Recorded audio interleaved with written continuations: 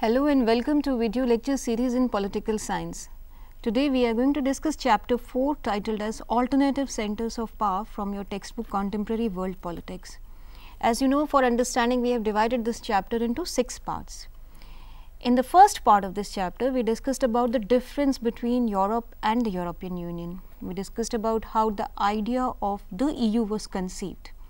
We discussed establishment of European coal and steel community and about economic cooperation between member states. We discussed about Copenhagen criteria and enlargement of the EU over the number of years from 6 member states to 28 member states. Today we will discuss about various institutions of the European Union that help the EU to function, and we will also discuss about problems and challenges that the EU faces. Now, as you know that over the years the Union has expanded, it has enlarged, and it has also evolved from an economic union towards a political union.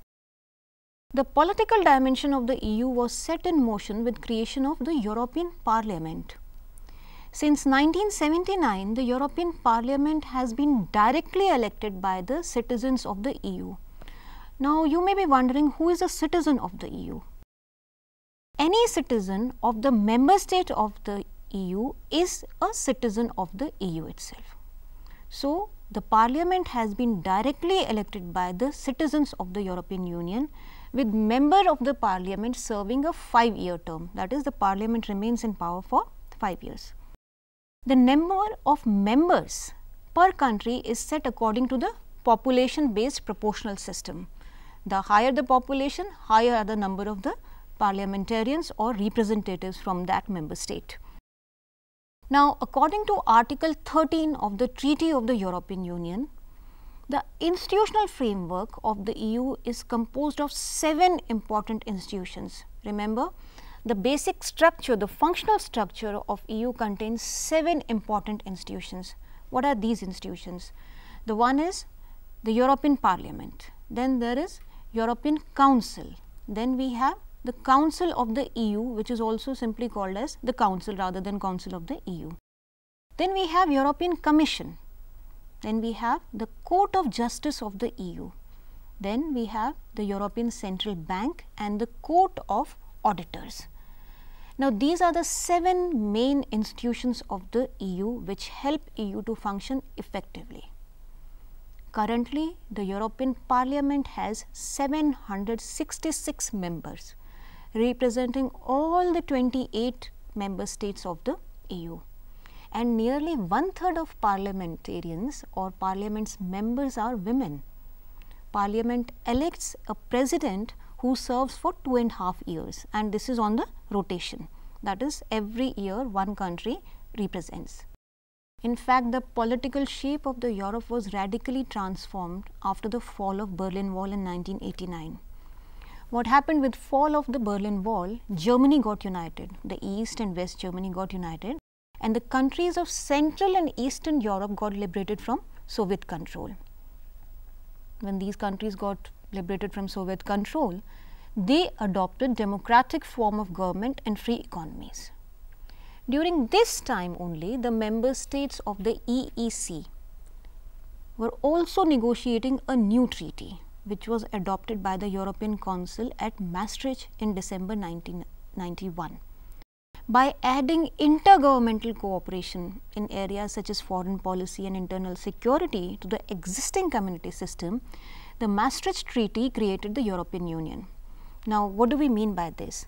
That these countries together also started making agreements over internal security of all the member states, also the foreign policy. Hence, the Union got stronger. The Maastricht Treaty came into force on 1st of November 1993. But the economic and political transition of Central and Eastern European countries were not very easy. You remember about the shock therapy we discussed in the previous chapters. And also, people in these countries were not very enthusiastic about giving away power to the EU in some areas, because they had recently got liberated. So, they thought once again if we become part of the EU, some degree of our sovereignty will again go away. So, there were some inhibitions or reservations about including some new member countries as a member state in the Union.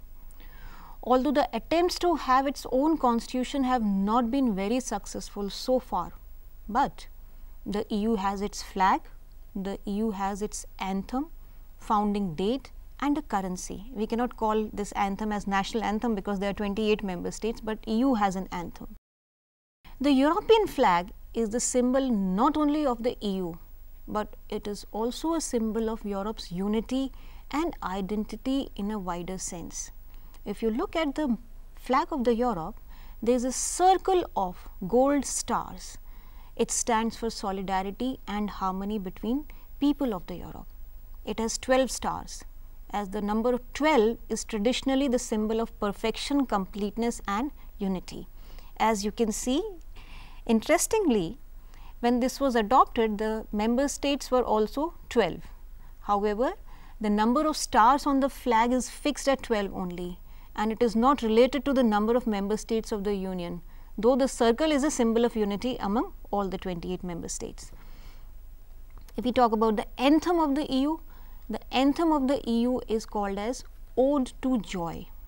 It symbolizes not only the European Union, but also Europe in general in a wider sense, which is a continent which has a history, a civilization above many other things.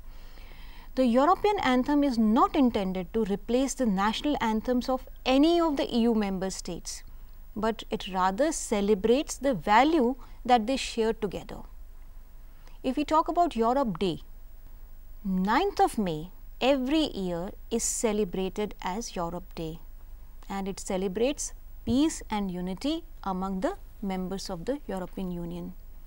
This date marks the anniversary of the historical Schuman Declaration.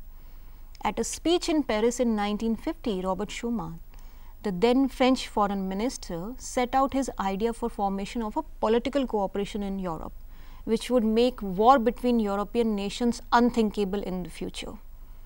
And the motto of the European Union is United in Diversity, because 28 member states are so diverse culturally, historically, religiously, linguistically, that all of them, when come together, they are united even in diversity.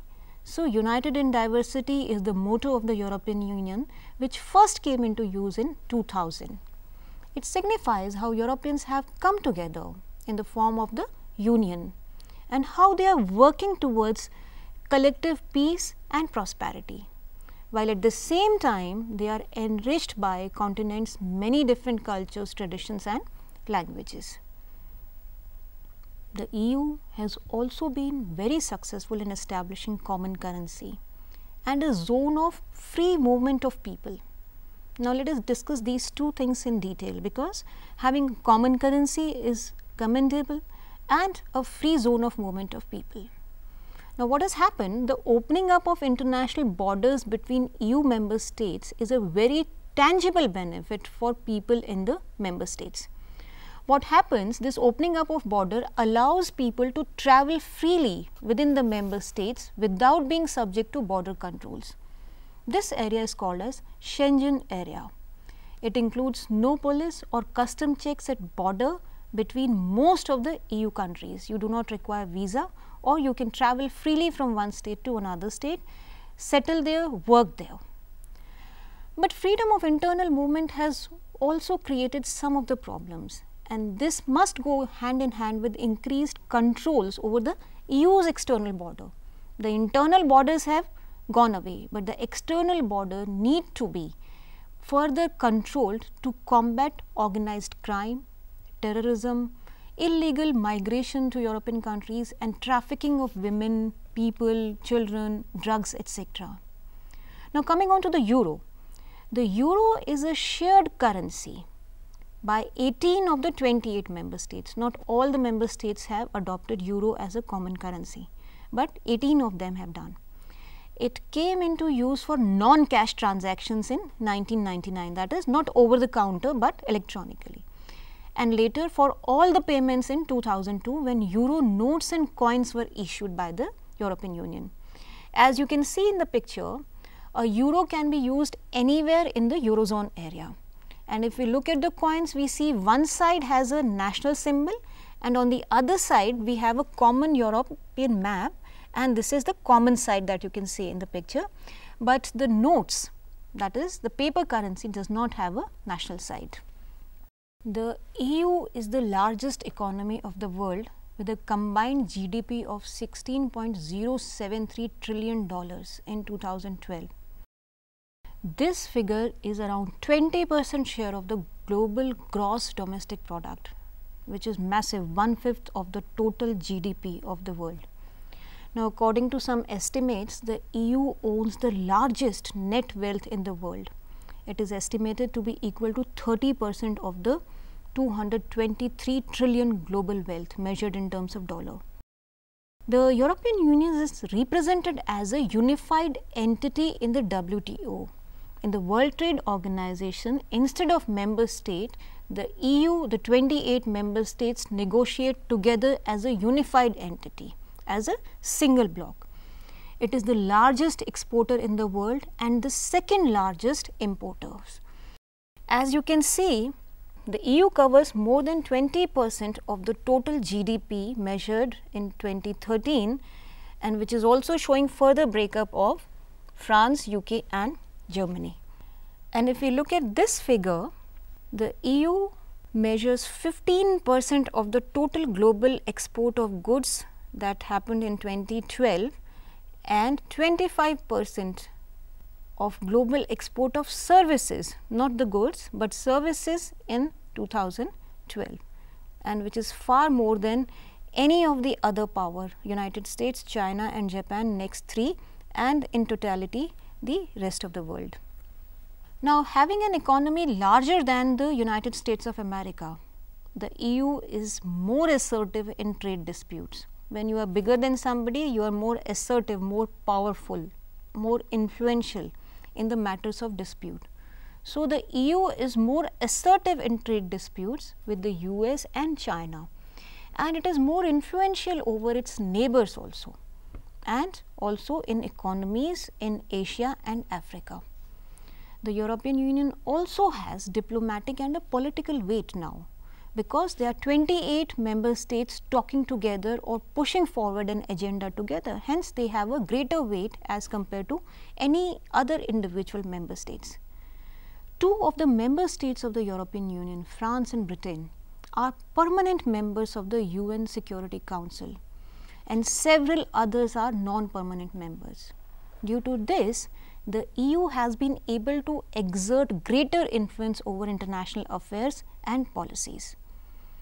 The European Union's strategy of diplomacy and economic investment rather than use of military has also been quite effective.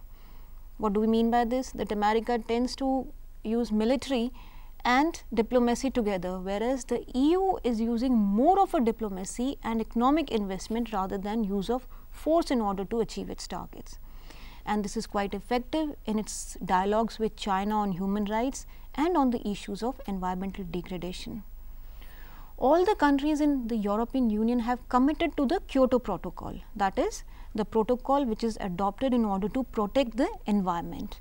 And the European Union is one of the most active actor in the environmental protection regime and climate control programs.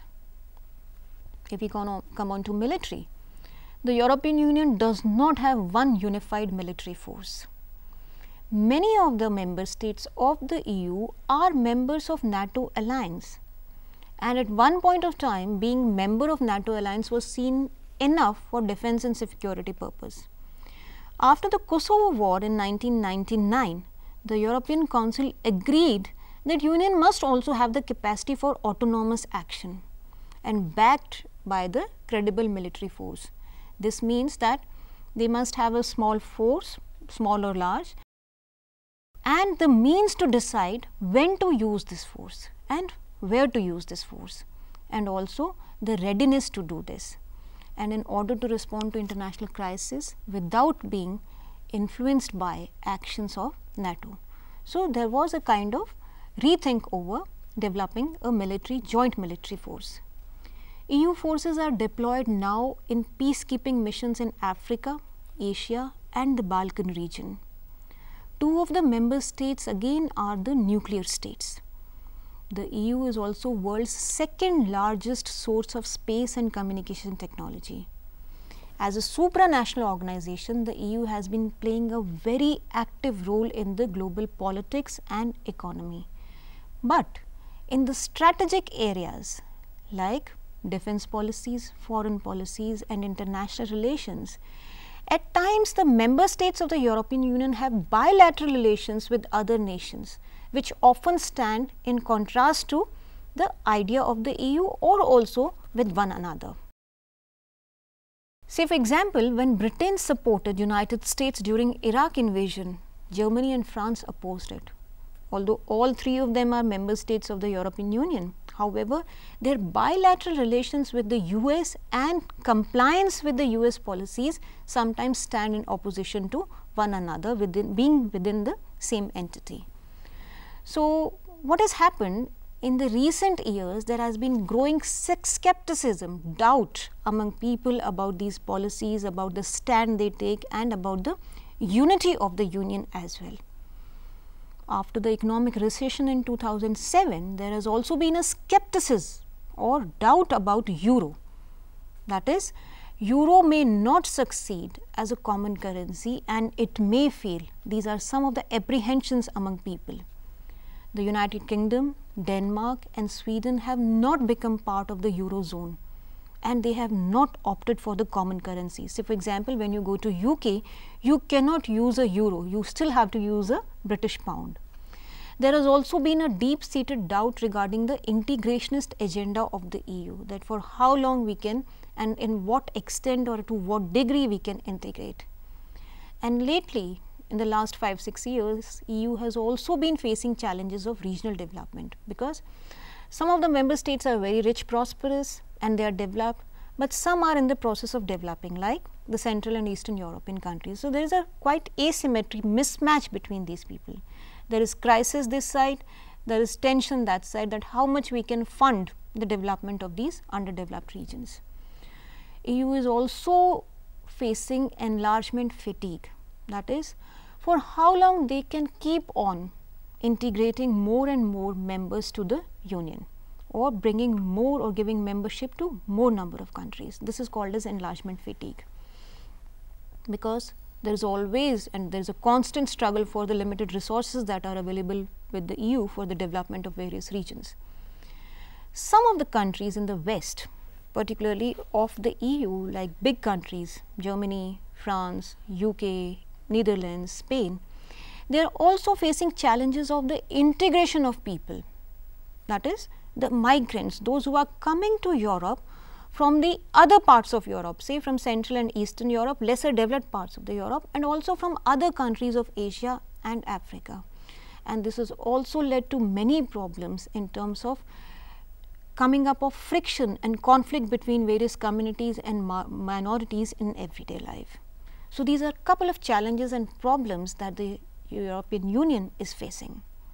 To conclude, let us summarize what we discussed in this particular part of the chapter. In this part, we discussed about the various institutions of the European Union, which are fundamental for the functioning of the EU. We discussed how the founding members came together and established European Community. We discussed about the values that European Union espouses. We discussed about various symbols of the European Union. We discussed about its economy and the problems and challenges that the EU is facing in contemporary times. In the next part of this chapter, we will discuss about yet another alternative center of power, the ASEAN, Association of Southeast Asian Nations. Till then, you can enjoy reading this part of the chapter. Thank you.